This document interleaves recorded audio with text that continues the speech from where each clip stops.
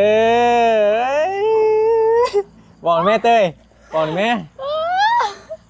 ดูแลตัวเองดีนะโอ้ได้อืม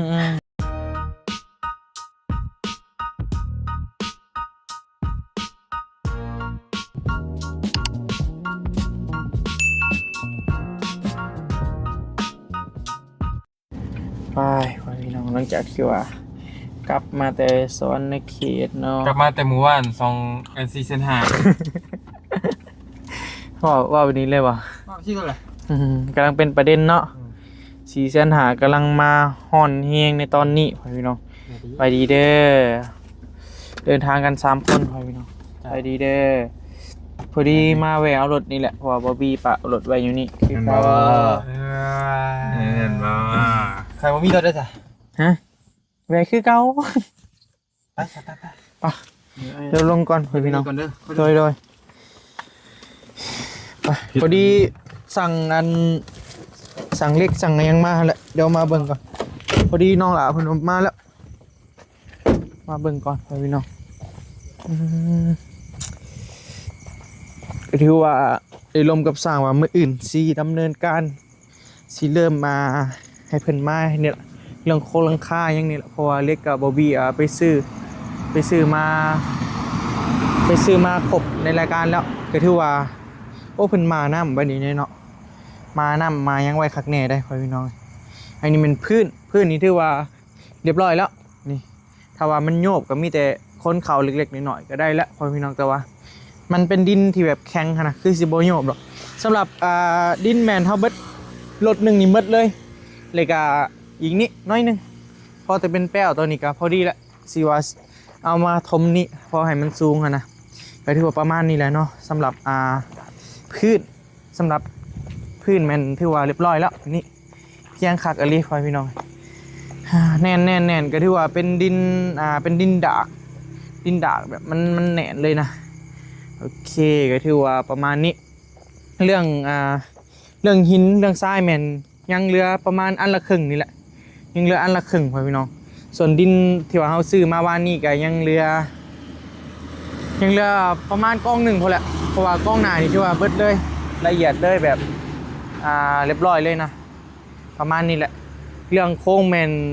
มืออื่นที่ว่าเพิ่นเริ่มดำเนินการเพราะว่ามืออื่นเป็นวันอังคารเนาะบอบบี้นัดกับสร้างเพิ่นว่าวันอังคารเพิ่นมาเฮ็ดก็ถือว่าประมาณนี้เรื่องพื้นเรื่องยางแมนแน่นเรียบร้อยแล้วพี่น้องไปเดี๋ยวมาเบิ่งก่อนว่ามาเบิ่งเล็กมาเบิ่งอะไรยังนี่แหละที่ว่าวีสั่งมาเฮ้ยดิโอ้เรียบร้อยแล้วพี่น้องอันนี้มันเป็นสังกะสีตัวนี้มันเป็นเล็กไอ้กะไม้เซอร่าพี่น้องนี่ก็ถือว่าเพิ่นมาส่งเรียบร้อยแล้วอันนี้มันเป็นเล็กเด้อนี่ประมาณนี้ไมเซอร่าแล้วก็สังกะสีแม่นน้องเพิ่นหมักเป็นสีฟ้าเนาะเป็นสีฟ้าเพราะว่าหลังคาเฮือนนี่ก็สีฟ้านี่สีฟ้าก็เลยว่าเพิ่นเลือกเอาสีฟ้านี่แหละประมาณนี้พี่น้องเดี๋ยวถ้าเบิ่งบานมุ้งพุ่นแหละเนาะก็โอ้ยาวเติบได้นี่ยาวเติบอยู่พี่น้องเป็นสัวเดียวเลยบอบบี้ก็ซื้อรายการตามที่ว่าสร้างเพิ่นจดมาให้อะไรเนาะเดี๋ยวที่ว่ามาส่งเรียบร้อยตอนนี้แมนมีแต่มื้ออื่นพุ่นแหละมื้ออื่นจึงว่ากันใหม่เนาะพี่น้องมื้ออื่นเพิ่นจึงมาเฮ็ดเลยกับบอบบี้สิมาอัปเดตให้ป้าลุงเบิ่งนำกันอีกบานหนึ่งเด้อเนาะโอเคเส้นหนึ่งบ่เดี๋ยวเฮาเบิ่งบินคืนเพอเฮาบ่จื้อละเบิ่งเด้อเราจะบินมาให้เบิ่งเป็นบ่มันเหลืออยู่พอซื้อเราก่อนในห้างก็มีอยู่เอาว่าอยู่ดีจะได้ไปเห็นแย้งแหละนี่14 ล้าน3 แสนมียังก็มียัง14 ล้านเบิดนี่เลยนี่สังกะสีพ่อแม่นทั้งเล็กทั้งยังทั้งไม้เซอร่าต่อนี่เล็กมันเป็นภาษาเวียดได้นี่รายการตามนี่แหละนี่คันไม้4 เปะยังเฮายังเบิ่งเป็นประมาณเส้นเท่าไหร่วะจะได้เป็นบันไดนะเส้นหนึ่งบ่เพราะได้เปลี่ยนบันไดอันไฟนะมาบ่มันบ่แพงดอกไอ้เดี๋ยว เอาที่ต้มมี ก็ถือว่ามาครบเบิดละพ่อพี่น้อง ฮะย่ำก็กินไม่ยังก็กินบัดตอนนี้ โดย แต่ก็ซีก็มาเนาะ แม่นสังสีก็มา โอซีเอาซียังนี่ สีฟ้าเพิ่นซื้อผ้างามเด้ ฮะ ผ้างามได้ซื้อบ่ได้ เอา ว่าอีหลี แต่ก็หู้เลย เพิ่นก็เลยว่าเอาสีผ้าเพิ่นว่า ฝ้างาม แม่น งามอยู่บ่ล่ะ ก็งามมาแล้วเนาะ ว้าอันนี้ล่ะอันนี้ ย่านพระเดียวว่าอีหลีเลย กูนี่ให้งาม โอ้ ยืดผมไปเลย โอ้ผมสื่อเนาะเออ คิดยังไงไปยืดผมนี่ ยืดเป็นปีกายแล้ว บ่ จะคือไอ้แลนอุกใจคิดว่าย่านไปตัดผมเนาะ จะคือเวลาผู้สาวโจรลงไฟเนาะ อืม อันนี้ก่อนฟ้าเอ้ยมีไว้เฮ็ดหยัง ไม่ว่า เห็นบ่ สาวป่ะเจ้าน่ะ สาวบ่อ้ายบ่นั่งเบิ่งดาวนำกัน โอ้ เอาตายไว้มาได้แบบนี้ เฮ็ดหยัง ถนน ถ้าอ้ายบ่สนมาเดินเคียงกัน เอ๊ะ เมื่ออ้ายเลือกคนผู้มาที่ดัง ลิขสิทธิ์มาเต็มแล้วจะหน่อยฮะ เสร็จรถเฮาฮะ ให้เขาเสียดมันก็ละ เสียบยัง power bank บ่เด้เนี่ยในธงน่ะในธงมีเสสาบ่ โอ้เพิ่นเอาเฮาอีกแล้วเอ้ยเรื่องเสียง ไปยืด เพลงหมู่อีก ไปยืดผมมาติล่ะอืม บ่ทันได้นี่ยืดผมบ่ทันได้นี่ โอ้นักเติบเนาะ บ่แม่ย่านไปคือบี้เปล่าอยู่ ว้าวดีแบบเพิ่นเป็นแบบอันผู้หญิงเอาไปใส่ มันคือคนหลิงคองหลิงยังแบบนี้เนาะแบบใด โอ้ใบเตย ปลดออกซะให้บ่ บ่ได้ อืม ผู้บ่าวมาหลิงสิครับ เอาไว้ในก็ได้เอาเนี่ยยาว รอไว้ในมึงดู ยาว สิใครก่อนโอเค เอาใส่ในเอาล่ะ โอเค มันใหญ่กว่าคนนะ ย่านนี่เนาะได้โคโหลอยู่ แบบมันแบบสิว่าได้ได้แต่ก็มักแน่นอนแล้วเนาะอืม มันมีปมหักนะนี่ก็มีปมหักบ่ ไม่ได้มาหาบ่มื้อนี้อืม บอกอะไรเนาะ เพิ่นมาส่งจักมุ่งล่ะมาส่งเล็กทันบ่ ท่าน จักมุ่ง ประมาณจะจับไปวิทย์ บ่ได้ถ่ายคลิปบ่ เลยค่ะ เพราะว่า บี้กับไปน้ำบอลลี่ โดยเขาไปเรียกแน่พ่อพี่น้อง บอลลี่ก็ว่าให้ถ่ายอยู่เดี๋ยว จะออกไปประมาณ10 นาทีแต่พอดีคนก็มา โอ้ถ่าเนาะเป็น2ชั่วโมง กับบี้ก็ว่าอยากไปเป็นมู่แล้วก็ โดย ไปเบิ่ง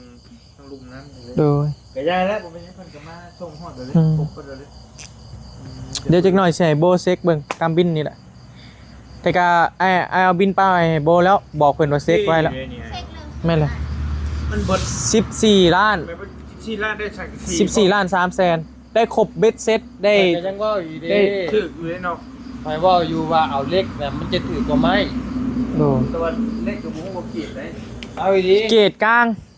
บ่แม่นเกรดบ้างเกรดกลาง มันแล้วมันสิมีเกรดหนา นาอีก เล็ก แม่น มันจะแต่มันต่อได้กว่าไม้ อืม โดย ทางข่อยว่าเนี่ย จ้า ทำไมเขาหลอกกันเลยสิตีเอาแต่ไม้ โดย ประธานได้นี่ประธานได้ ใส่จังบาทนะ ว้าว ไปไหว้เข้าไหว้ไปไหว้ไปเถอะไปไหว้ อื เถอะ มใหญ่ยอมแล้ว ยอมแล้ว ถ้าเป็นลูกศิษย์นี่เด้อ ไม่สาว โอ้ย เออก็ถือว่ามืออื่นพอแหล้วมืออื่น ถ้าว่าฝนบ่ตกพายุบ่เข้าได้ นี่แม่สิบอกเด้อ ฮะมียังเคย บ่ได้อยู่พี่แล้ววันนี้ เป็นยัง สิได้กลับไปอยู่ตักสะหกแล้ว เป็นยัง โอ้ย จีได้พ่ออยู่ว่าสบายนี่ยังไม่ได้ถ่ายแล้วเนาะ น่าจะบอก ตอนเล่นก็บอกมาบ่ได้บ่ ขั้นแรกอะบ่มีหัวบ่มีรถ มาก็ได้กลับเด็กอีกทำไมวะเป็นยังคือบ่ได้อยู่นี่แหละ เพราะว่าชื่อนั้นไปอยู่นั้นไม่เฒ่า ในเท่าอยู่เช่นน่ะ ไม่เฒ่าอยู่ตักสะหกอยู่ ใกล้เฮือนเจ้าบ่ ว่ามันเป็นพอเอิญบันเหนือบันใต้บันกลางค่ะ ไม่เท่าอยู่บ้านใต้ บันกลาง บันกลาง เขาอยู่บันใต้ เมื่อเจ้าสิไปอยู่เมื่ออยู่นั่นไม่เท่า โดย โอ้ยเศร้า แต่ว่าอีหลีบ่มีใบเตยก็มันก็อันนั้นเด้ ทำไมถึงเศร้าแบบนี้ มันก็ขาดสีสันไปอีกอย่างหนึง ก็มาหาได้อยู่ดีให้ไอ้โบไปครับ สมมุติว่าตอนเว้นตอนหยังกะประมาณเนาะสิไปเลย ว่าอีหลีล่ะมื่นไปแต่มื้อใดมื่นบ่ บางเถื่อกับมืออื่น อืมถึงเวลาต้องได้แยกย้ายกันแล้วแม่นบ่ ทุกอย่างมันมีเวลาของมัน อืม เมื่ออยู่กับใครแบบนี้ไม่เท่าสองคนบ่สองคนก็ไม่เท่าฮะโอ้คนอื่นบ่มีไม่เตย ล้มแบบ ไม่เท่าเอาตอนนี้ไม่เท่าอยู่กับไผซะละ อยู่คนเดียว อยู่ผู้เดียว โดย อืม ได้เท่าได้ปะ พอลีได้เนาะกะมันกะว้าเวน้อยหนึงว้าเวน้อยหนึงอยู่โอ้ยพี่น้องเพราะว่าแบบเฮากันเนาะมาอยู่นี่ก็สิเป็นเดือนแล้วเด้ก็มาก็เห็นใบเตยหั้นนะแต่บัดนี้ป้าลุงสิบ่เห็นกะดนๆสิได้เห็นเทื่อแม่นสิบ่ได้ เท่าดีนี่ สิบ่ได้เห็นคือคุมือแล้ว เท่าดีเดี๋ยวนี้เนี่ย แม่นแหละ เคยเห็นกันดิ แม่น อย่าว่าน้ำตลอด ว้าวหน่อยนี่เนาะ ไม่ตั้งให้เฉพาะ อืมไปรีบ่นะ โอ้ยยาวหายเลยมึงแม่นี่กินฮอดเอาไปเตยดิหายต้องเกือบไป โอ้ กับอีกอย่างก็สิเข้าโรงเรียนเนาะล่ะเนาะ มันก็สะดวกทางไอ้บี้เท่านั้นแหละ ว่า บ่แต่กะอานาอยู่พ่อพี่น้อง มันก็เศร้ามันเคยคนเคยอยู่เหมือนกัน แม่น เนาะ คนเคยอยู่นํกัน เคยซึ่งน้ำกันนะเคยซึ่งเคยให้เคยหัวน้ำกันยก เรื่องมันเศร้าอย่าเล่าเลย อย่าให้เด้เต้ย มีโอกาสกับสิพยายามดอกกับบริไกลหรอวะนี่ใกล้ๆนี่ มาวันใดไกลกอันนะบอลมินิมาร์ก็ตัวว่ามิอันนั้นตุนมินิมาร์ค่ะเด็ก เอ ล อง มามันชิมีทางลงตนาสภาบ้านทางลงอะไร เข้าหันเลย โดยบนส่วนหมอกต้องหอยทางลงส่วนหมอกต้องนั้นจะมีหอ ไม่เท่าแห้งหรอบอก ประมาณ60ปลายที่หอ10แต่ติดหรอก หักเพิ่นก็แข็งแห้งดู กับจะไปนอนอยู่หันเลยตลอดเลย เป็นหมูเพื่อนอืม นอนจนน้ำผู้แหล เป็นหมูแล้วตัวผู้เฒ่าเสียเนาะ เลย แม่ของแม่ โด โอย เค อันนี้เนี่ยแม่ของพ่อ โดย พ่อปู่แม่ย่าอันนี้นะน้องคนมานี่อยู่พุ่นนะพ่อเฒ่าไม่เท่า อืม ก็บ่ได้ไกลดอกพี่น้องใกล้ๆนะ ไปเลยไปเลย แค่ว่าแต่ว่าบ่ได้อยู่นี่ประจำซื่อ โดย ๆอยู่ใกล้ๆฮะแต่ว่า มันก็แบบเม็ดหนึงอยู่ได้เนาะ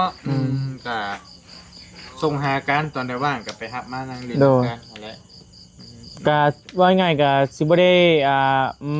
แบบคือเคยเห็นแล้วเนาะอาจจะดนๆเทื่ออาจจะบ่ได้เห็นแบบมากก็จะเห็นใบเตยอย่างนี้นะปกติ อยากเมื่อบ่อยากเมื่อบ่ คิดจุ50เพราะว่าใจก็อยู่ไม่ทำ ใจก็อยู่นั่นไม่เท่าปุ๊บ อีกอย่างอยู่นี่ก็ม่วนแมันบ่ล่ะม่วนบ่ ใจอยู่นั่นไม่เท่าตัวก็ว่า เตยเอ้ย เดี๋ยวมันว่าเล็กน้อยตัวบ่เป็นดีๆโดนะ ซื่อๆเลยเนาะอืม ใจอยู่นั่นไม่เท่า เอ้าเป็นห่วงเลยเด้ กะแม่นกะดีกะตันยูเด้เท่าถึกแล้วนี่การได้สิไปเยี่ยมดอกจังว่ากะเนาะ ใจหายอยู่ใจหายเลยว่าว้าวลีเลยนี่ว่าแท้เลย คุยเด้อคุยเด้อแต่ว่าไอ้สิมาหาแนวลวกปะนี่บ่ให้หา แม่เพิ่นเขาไปอ่านในคอมเมนต์ คอมเมนต์ว่าได้นะ คอมเมนต์ก็คลิปไอ้นิวลง เป็นแนวใด ก็เขาบอกอย่าไอ้นิวมาแหละ เดี๋ยวเป็นแนวใดบัดนี้ ตั้งใจได้อย่างนะรบกวน แล้วว้าวเป็นพิมพ์มาว้าว เป็นว่าได้ใด ฟังเด้อสิเขาไปอ่านเขาบ่ค่อยเจอ คอมเมนต์ไปได้ล่ะคอมเมนต์แนวใดเป็นย่องว่างามบ่ บ่ ฮะ แต่มากแบบนี้ แม่น อย่าสอโอ้ย ยาแล่ล่ะยาแล่บ่เบิ่งดอกไอ้บี้บ่มักดราม่านะไอ้ พอ บี้ ดี บ่มักด เพิ่ ราน ม่า ก็ไปอ่านเบิ่งว่าเขาคอมเมนต์มาว่า เป็นหยังคือบ่กลับเฮือนนอนถาผู้ชายว่าจังซี่ก็มีมาใส่แล้วแม่เพิ่นเขาไปอ่านเบิ่งแล้วเพิ่นเป็นห่วง บ่ได้เจ้าก็บ่ได้อยู่นี่เฉพาะแต่ไอ้มาเจ้าก็อยู่ มาแต่ก่อนเลยเด้แม่นบ่บ่ได้แม่นว่าพวกอ้ายมาเลยก็สิอันสิมาอยู่ตอนนี้หันนะเพราะเจ้าก็อยู่ที่ผ่านมาเจ้าก็อยู่นี่อยู่แล้วเด้เป็นหยังดอกสิเป็นหยัง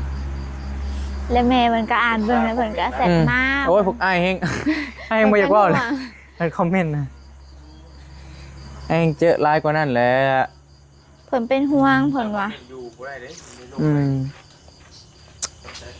แล้วเพิ่นก็คิดอยากให้มาอยู่นำแม่เฒ่านำแหน่นะเพราะเพิ่นก็อ่อนเฮาโดนแล้วว่าอยากให้มาอยู่นำแม่เฒ่าเพิ่นว่า อืม แบบพออยู่ให้ทางนี้ลึก ตัวยา ให้ทางนี้สิ้นแล้วก็เมื่อเราว่าสิแหละ อืม เพราะว่าก็คิดในใจหันนะ โด ว่าย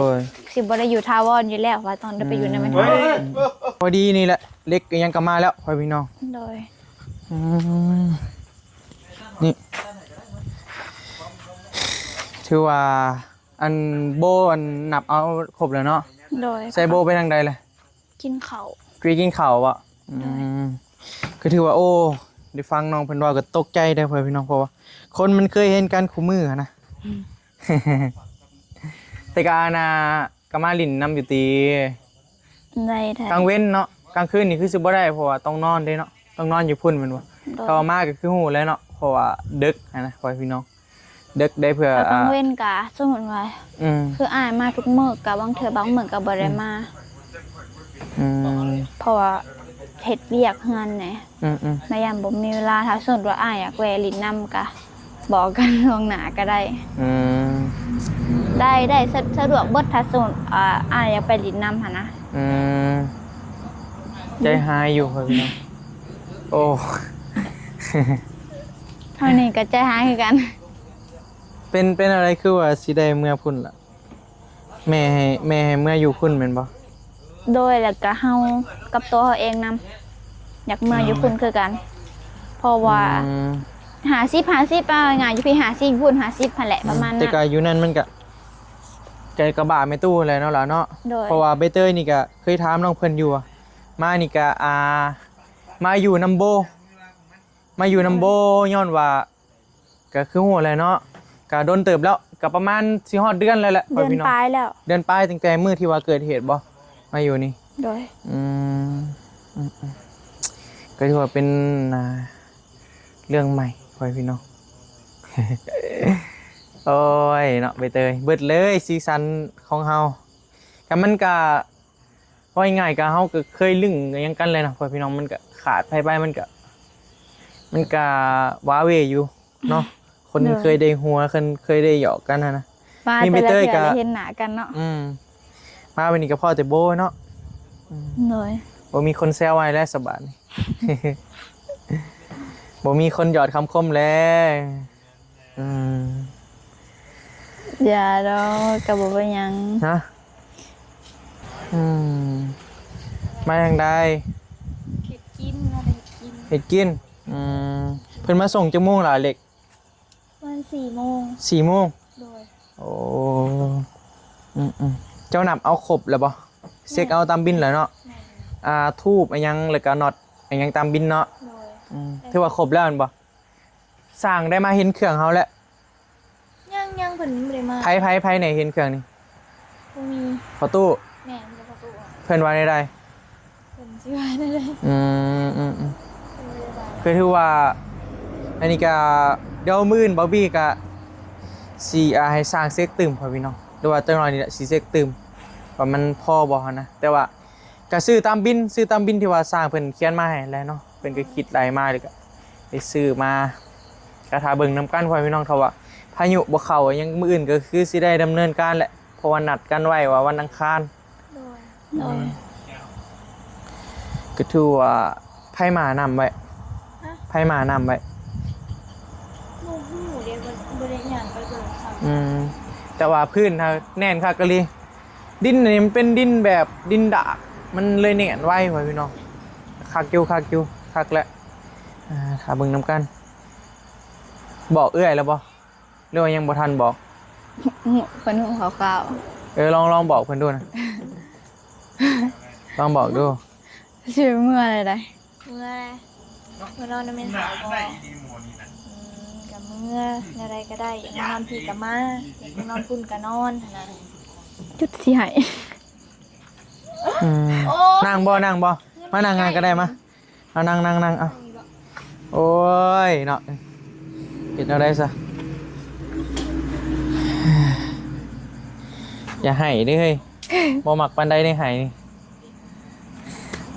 บ่มักเรื่องเศร้านะมักอยากเห็นทุกคนมีความสุขโอ้ยพอพี่น้องให้แล้วบาดนี่เต้ย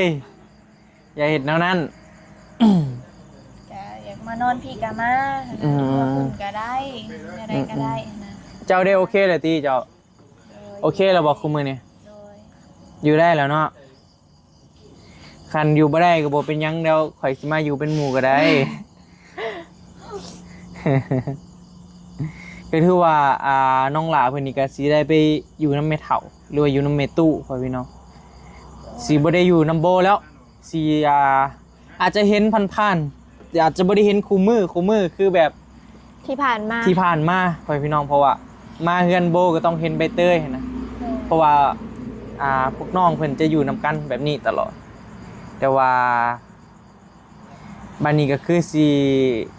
ดนๆเทื่อแหละก็ไปหับมาเนาะมันก็บ่ใกล้ดอกแต่ก็สิบ่ได้แบบ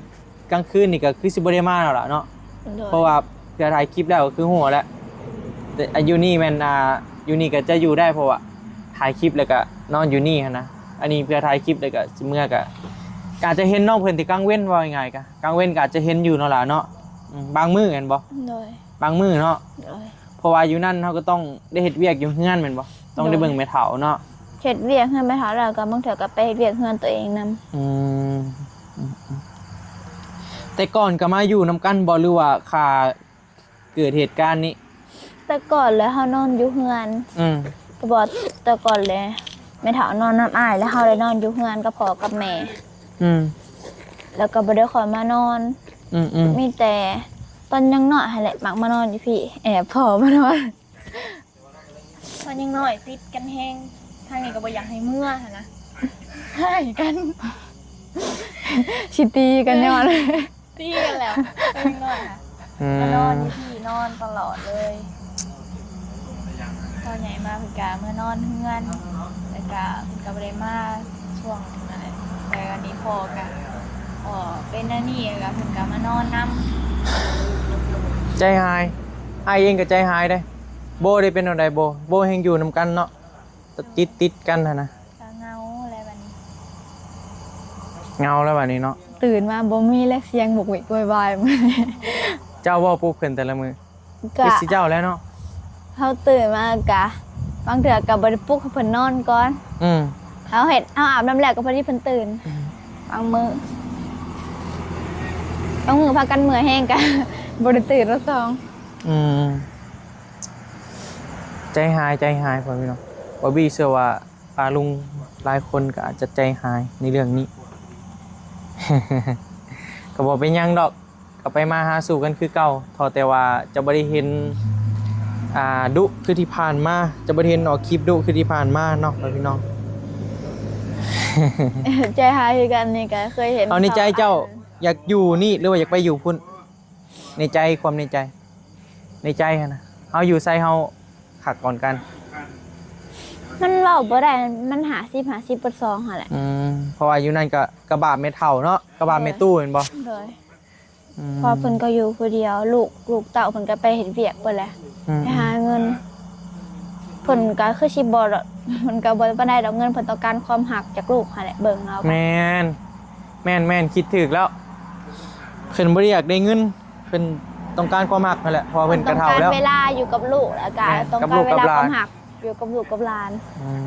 เพราะว่าเพิ่นกระเฒ่าไอ้เด้เงินสิเอาไปเฮ็ดหยัง โดย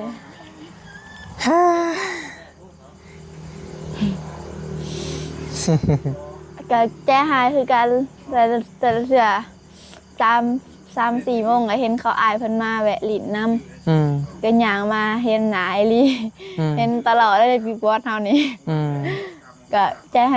าย โบเด้อยากให้อยู่นำบ่อยากให้อยู่เนาะโบเนาะพอมีหมู่แต่ก็นี่แหละ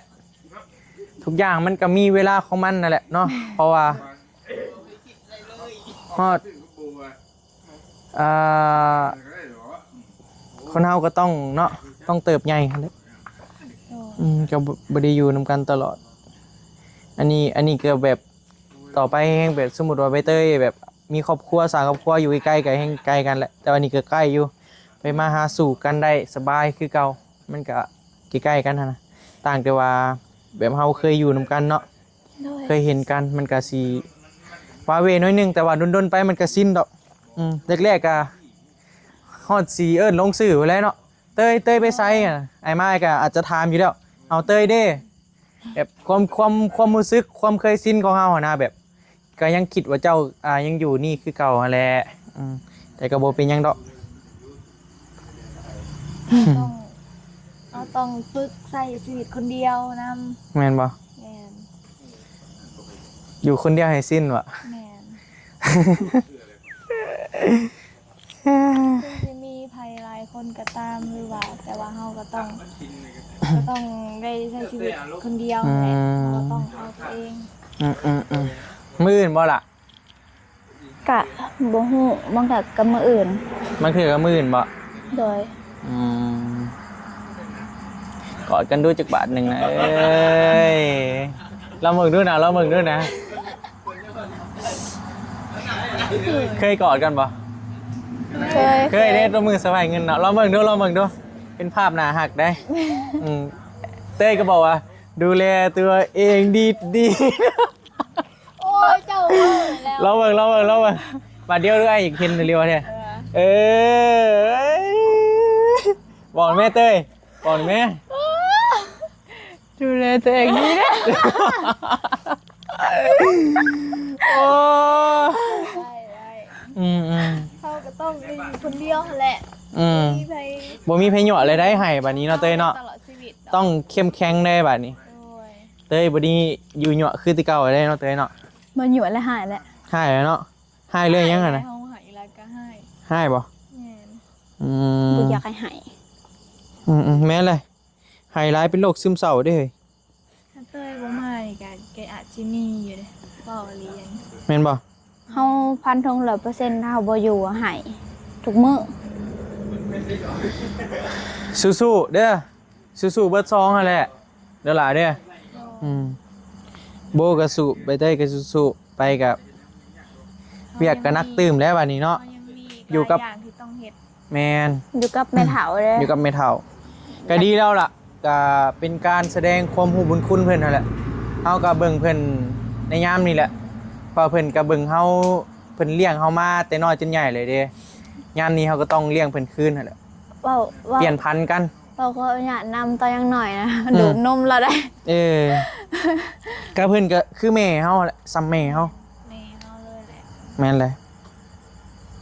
เปลี่ยนพันธุ์กันเด้เพิ่นเบิ่งเฮาแล้วก็เพิ่นเฮาก็เบิ่งเพิ่นคืนหั่นมันก็เป็นเป็นกลจักรมันก็ปิ่นอ้อมมาแหละฮอดเวลาเลยก็เฮาก็ต้องได้เฮ็ดหน้าที่ของเฮาแหละล่ะโอ คลิป เค นี้เป็นคลิปบอกลาบ่ ฮะ คลิปนี้เป็นคลิปบอกลาบ่ สู้ๆโอเคป่ะแถวบื่นเจอกันเนาะทีมงานสร้างเฮาแล้วจึงว่ากันพ่อแม่พี่น้องไปก่อนเด้อสบายดีป่ะบ๊ายบายพ่อแม่พี่น้องสู้ๆ